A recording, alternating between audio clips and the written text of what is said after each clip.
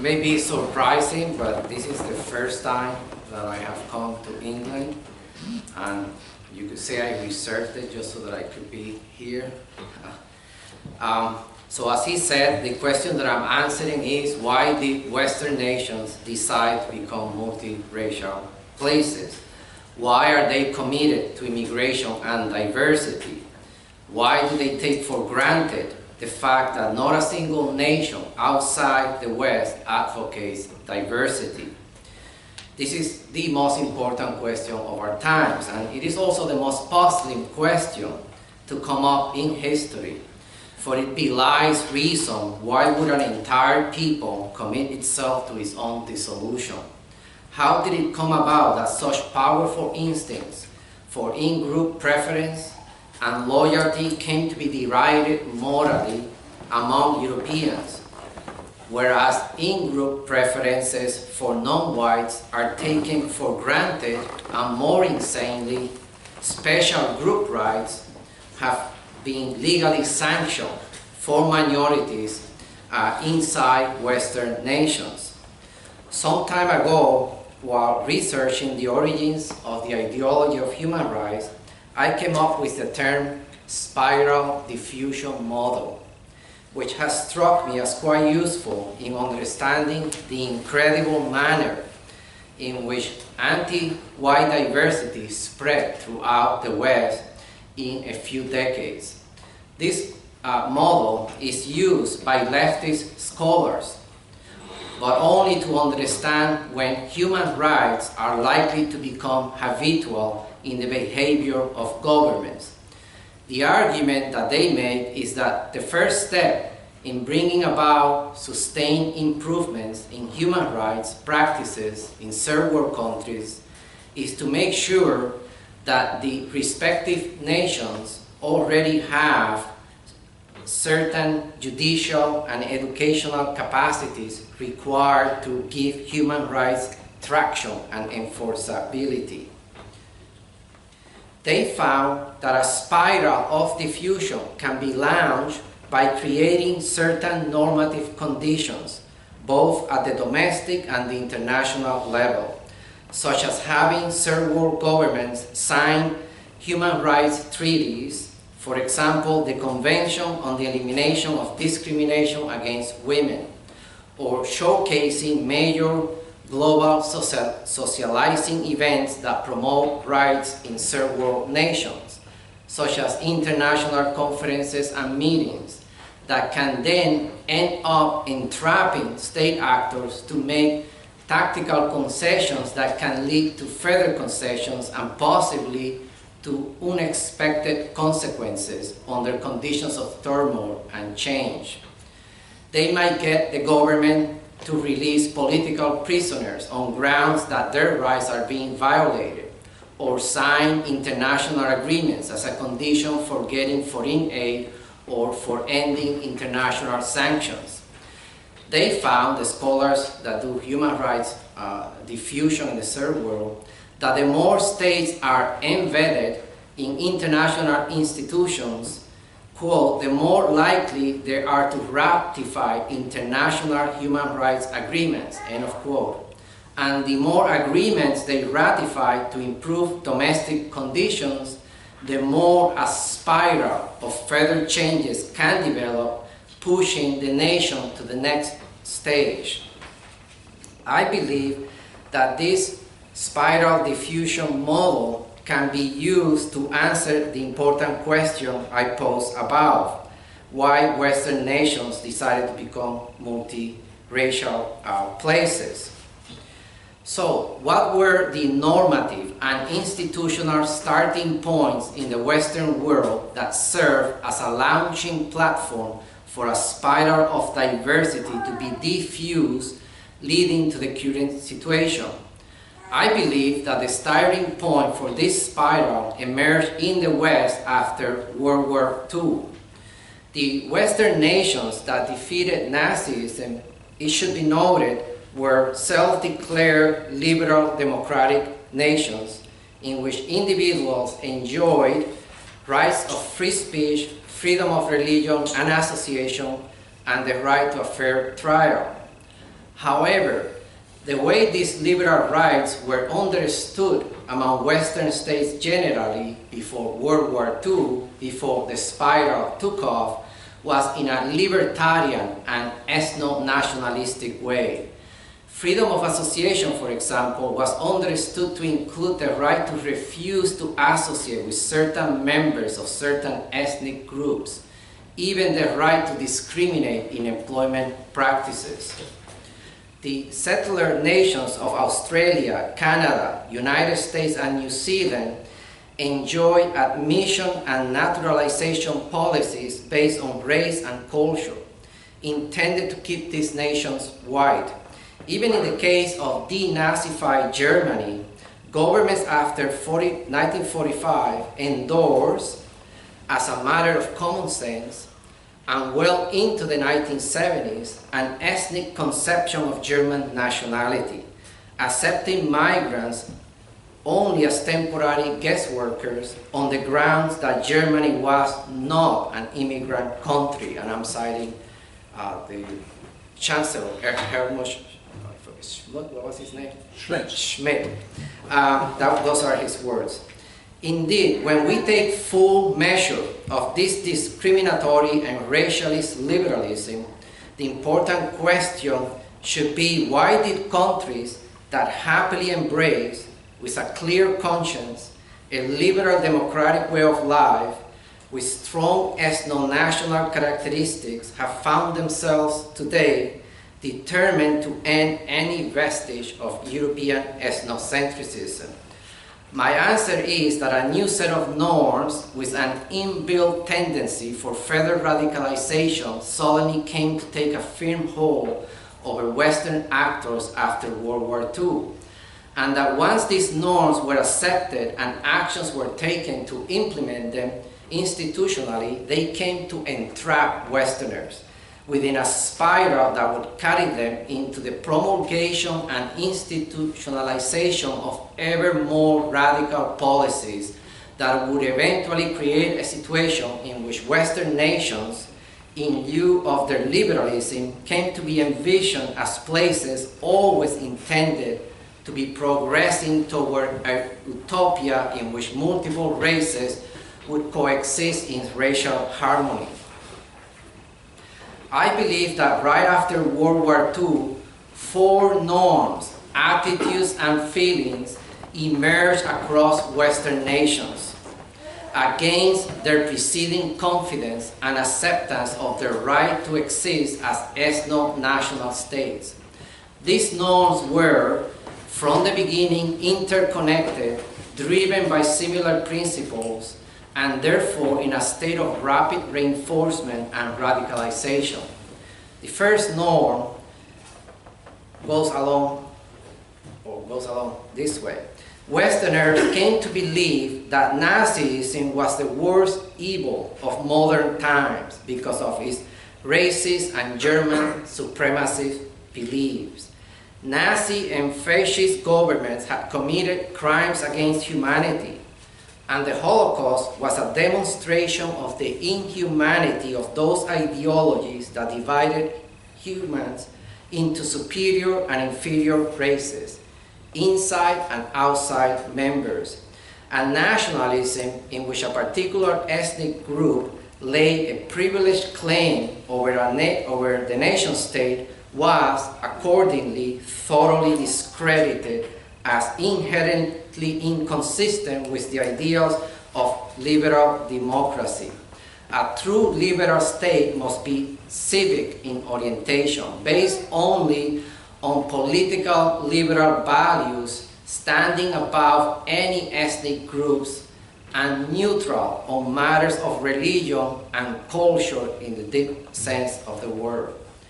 Secondly, or the second major normative phenomenon was that in the immediate years after the defeat of Nazism, the West saw the outlawing of race. Western elites systematically spread out the idea, which up until World War II was only held by a minority of scholars, that there is no such thing as a science of race, The difference between different nationalities are primarily due to cultural and environmental factors. Since there is no scientific basis for the claim that humans can be categorized in terms of different races, there can be no scientific justification for racial discrimination. Rather, discriminatory policies are creations of pathological individuals with an irrational fear of groups that are different in appearance. These fears can be eliminated through proper socialization and education.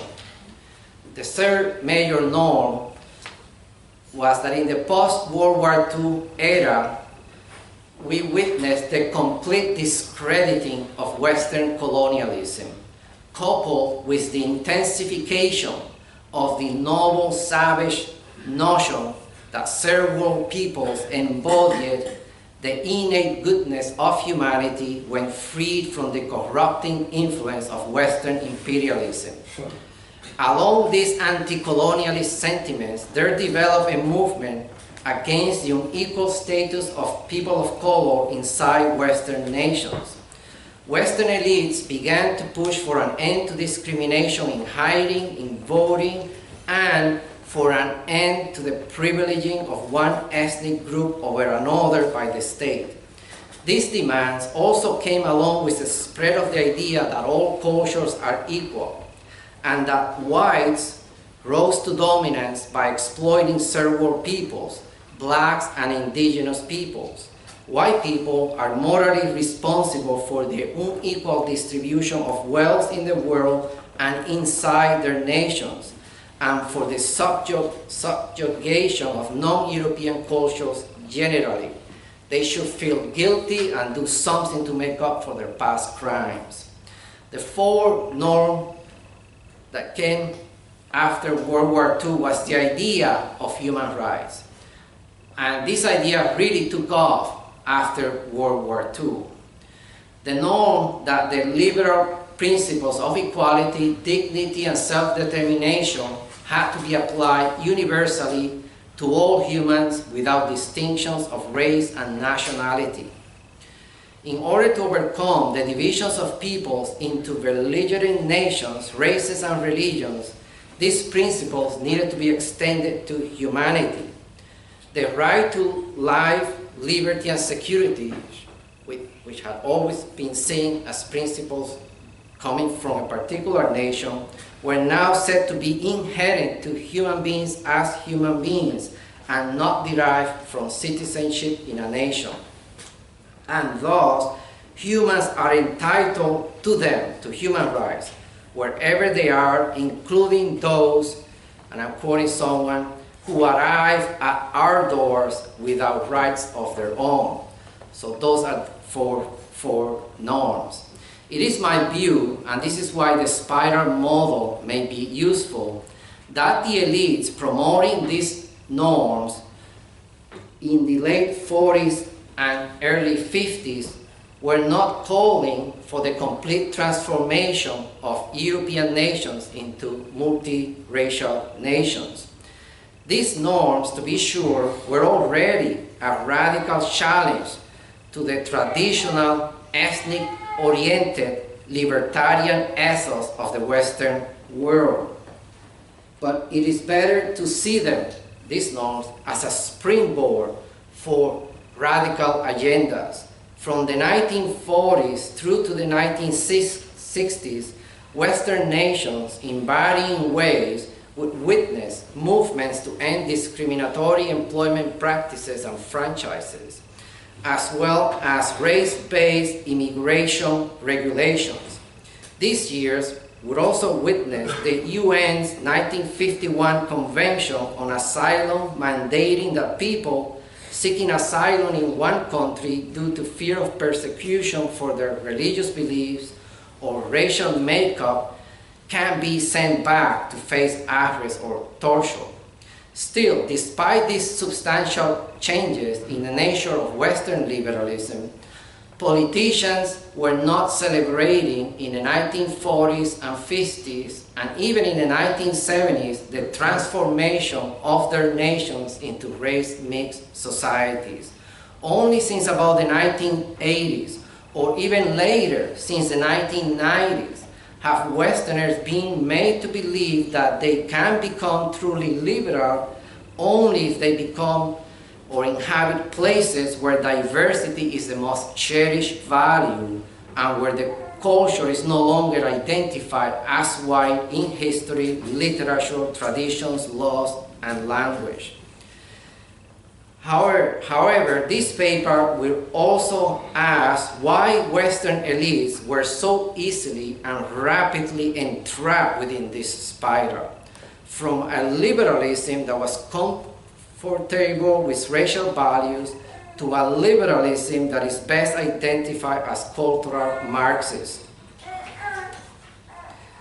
Was there something within the racialist liberalism of the pre-World War II era that made it susceptible to the promulgation of these norms and their rapid diffusion and radicalization thereafter? The answer can be found in Carl Schmitt's argument that liberal states lack a strong concept of the political. I take this to mean that liberal leaders have an inherent weakness as political beings due to their inability to think of their nation states as a collectivity of people laying sovereign claim over a territory that distinguishes between friends and enemies, who can belong and who cannot belong in the territory. Liberals believe instead that their nation states are associations formed by individuals for the purpose of ensuring their natural right to life, liberty, and happiness. They have an imaginary view of their liberal states as associations created by isolated individuals reaching a covenant, a contract, or agreement amongst themselves, in abstraction from any prior community. They have whitewashed the fact that their liberal states, like all states, were created through force by a people with a strong collective identity, with a common language, heritage, racial characteristics, religious traditions, and a sense of territorial acquisition involving the derogation of outgroups. Having a concept of the political presupposes a people with a strong sense of who can be part of their political community, who can be their friends, and who cannot be because they pose a threat to the existence and the norms of the community. Liberals tend to deny that man is by nature a social animal, a member of a collective. They think that humans are all alike as individuals in wanting states that afford them with the legal framework that individuals need in the pursuit of liberty and happiness. They hold a conception of human nature according to which humans can avoid deadly conflict through a liberal state which gives everyone the possibility to improve themselves and society through market competition, innovation, humanitarian works, creating an atmosphere in which political differences can be resolved through peaceful consensus by way of open deliberation. They have wrongly attributed their unique inclination for states with liberal constitutions to non-Europeans. They have forgotten that liberal states were created by a particular people with a particular individualist heritage, beliefs, and religious orientations. They don't realize that their individualist heritage was made possible within the context of states or territories acquired through force, to the exclusion of competitors. Immigrants arriving in large numbers are naturally inclined to establish their own ethnic groupings within Western nation states rather than disaggregate into individual units. To be cognizant of this reality is what it means to have a concept of the political in our current age of mass immigration. It does not mean that alien groupings are posing an immediate physical threat. Enemy groupings may also emerge as a major force through sheer demographic growth, in a seemingly peaceful atmosphere, leading to all sorts of differences over voting patterns, accumulation of wealth and resources, ethnic hierarchies, divergent customs and religious practices that become so pervasive that they come to threaten the way of life of the founding peoples, polarizing the nation into us versus them. But don't Western liberals have enemies? Don't they believe, at least many Republicans, that Islamic radicals and nations openly opposed to Western values are enemies of liberalism against whom military violence may be used when necessary? Don't multicultural liberals believe that opponents of multiculturalism and mass immigration are deplorable people who must be totally marginalized as enemies of humanity?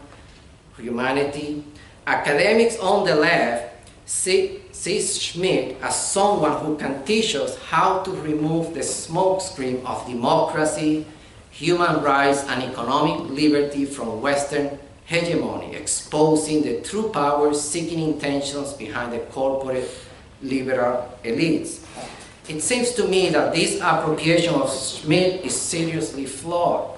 Schmidt did say that liberal nations have not ceased to deny the necessity of the political, since liberal states, for one, cannot but claim ultimate authority over their territories. It is also true that Schmidt emphasizes that liberal states have intensified the enemy-friend distinction by portraying themselves as advocates of universal human values, ostracizing as enemies anyone disagreeing with their conception of humanity, and conceptualizing liberal aggression against other nations as final wars to end all wars. There is no question, however, that Smith's central thesis is that liberalism has no concept of the political and therefore lacks a capacity to understand the friend-enemy distinction. Liberals believe that the angelic side of humans can manifest itself through proper liberal socialization, and that once individuals practice a politics of consensus seeking and tolerance of differences, both inside their nations and in their relationship with other liberal nations, they will learn to avoid war and instead promote peaceful trade and cultural exchanges through commercial contracts, treaty, and diplomacy. Rather, liberal theories are inclined to think of the state as one pressure group among a plurality of political groups, all of which lack a concept of the political, in thinking that differences between groups can be handled through institutions that obtain consensus by means of neutral procedures and rational deliberation. The goal of liberalism is to get rid of the political, to create societies in which humans see themselves as members of a community without outsiders. This is why Smith observes that liberal theories lack a concept of the political, since the political presupposes a view of humans organized in groupings affirming themselves as existentially different. Thus, using Smith, I will argue that while Western liberal states had strong ethnic markers before World War II, the 1960s, with immigration policies excluding ethnic groups deemed to be an existential threat to their national character, they were nevertheless highly susceptible to the enactment of norms promoting the idea of civic identity, renouncing the notion that races are real, romanticizing third world peoples as liberators, and believing that all liberal rights should be extended to all humans regardless of nationality, because they lack a concept of the political. The racial or ethnocentric liberalism that prevailed in the West, collectivist as it remained in this respect up until the 40s and 60s, was encased within a liberal worldview according to which to use the words of Smith, quote, trade and industry, technological perfection, freedom and rationalization are essentially peaceful and must necessarily replace the age of wars. The experience of World War II led liberals to the conclusion that the bourgeois revolutions of the 17th and 18th centuries, which had finished feudal militarism, and which then led to the Allies to fight a world war against the new militarism of fascism, were still unfinished revolutions. The liberal bourgeois nations were still not liberal enough in their division and ranking of individuals along ethnic lines, with many individuals not enjoying the same rights.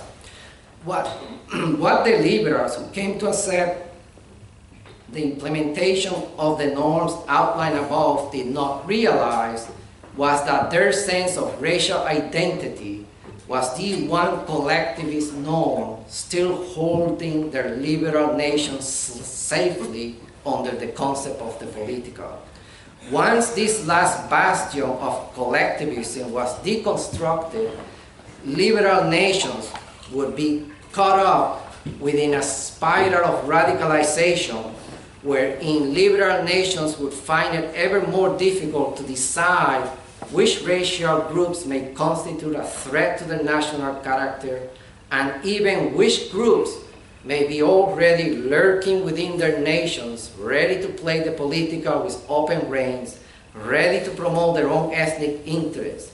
In fact, ready to play up the universal language of liberalism against ethnocentric Europeans so as to promote their own collectivist interests.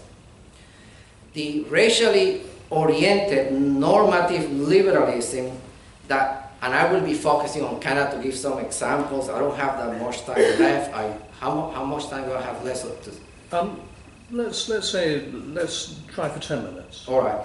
So I'm going to concentrate on Canada. And when you look at Canada, before the Second World War, Canadian immigration policy was held together under the Immigration Act of 1910, some amendments, and the Chinese Immigration Act of 1923.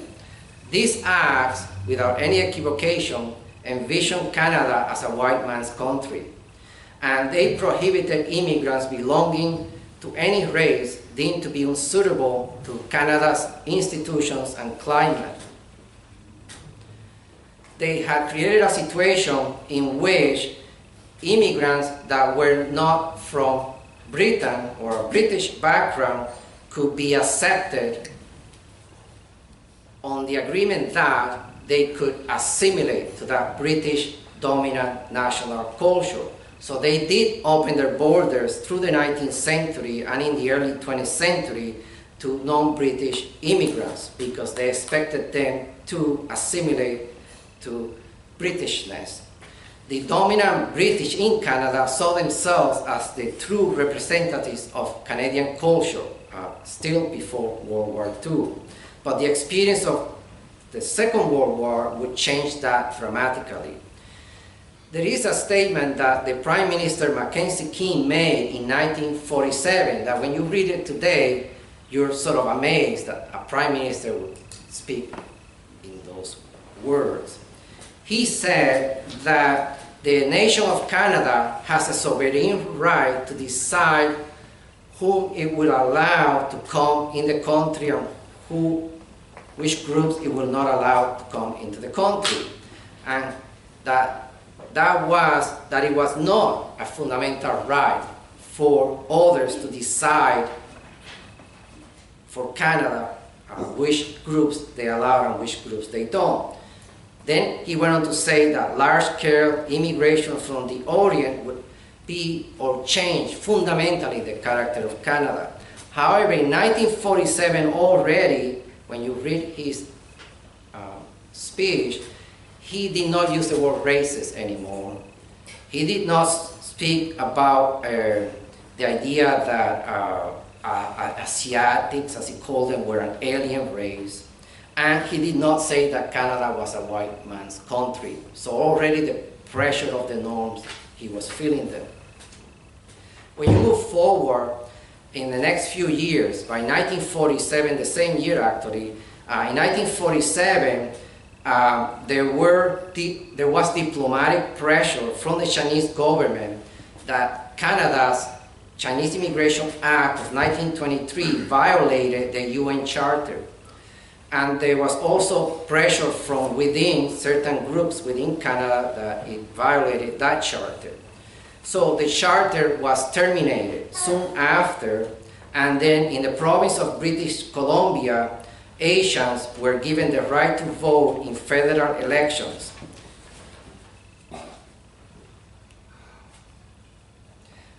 In the period between 1946 and 1953, there was a standing committee that went on to investigate and assess whether the immigration law of 1910 could be sustained. And the conclusion they came to is that Canada should not anymore openly discriminate in its immigration policies against non-whites. But nevertheless, Canada should be a nation which affirms the European national character of the nation. So it was an ambivalent conclusion.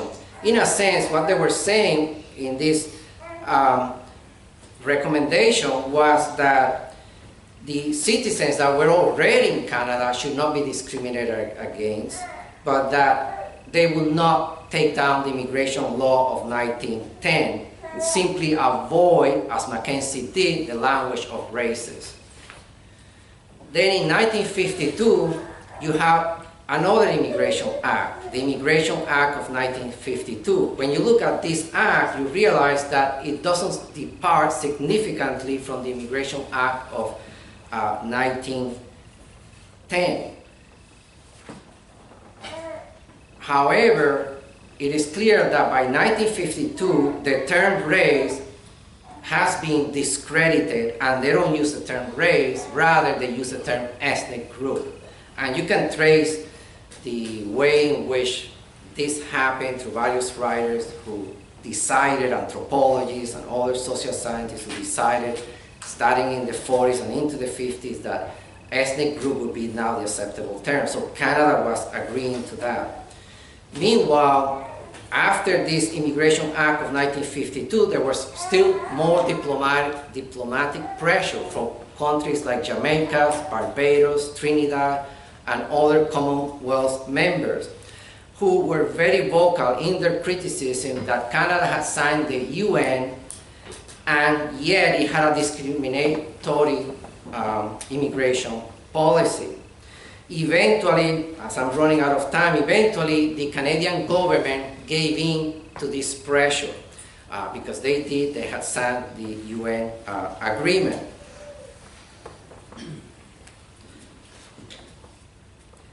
Now, there were other movements, domestic movements. In the early 50s, you have a situation in which by the first half of the 1950s, in Ontario, the Fair Employment and Fair Accommodations Practices Acts were implemented, which eliminated discrimination in employment and discrimination in access to public spaces. And then in 1960, you have the Bill of Rights, and there is no time to get into this, but just to give you a sense. Now, with these changes, there was, in my view, a revolutionary change in the nature of Canadian liberalism. Canadian liberalism, up until then, was quite libertarian. It emphasized the right of individuals and private associations to decide who they want to have as members, who they hire, who they don't hire, and it was quite ethnocentric. The standing argument is that this was just a change from an emphasis on individual freedom to an emphasis on equal rights of citizenship. But I think it was more than that. It was a dramatic change in the nature of Canadian liberalism, so that any notion of ethnicity was eliminated from liberalism. Then came the 1962 regulations. With the 1962 regulations, all mention of racial criteria were eliminated from Canada, and discrimination would be based on skills. So it was a skills-based criteria for deciding who gets into Canada and who doesn't. However, the 1962 regulations, the way they worded it, the statements that politicians made thereafter, sort of tried to ensure that the majority of people that would come to Canada would still be from a European background. One of the things that ensured that was that people that were not European would not be allowed to bring members from their extended families. You could bring members from your immediate family, but not from the extended family. But again, a lot of diplomatic pressure, both from the outside and from the inside.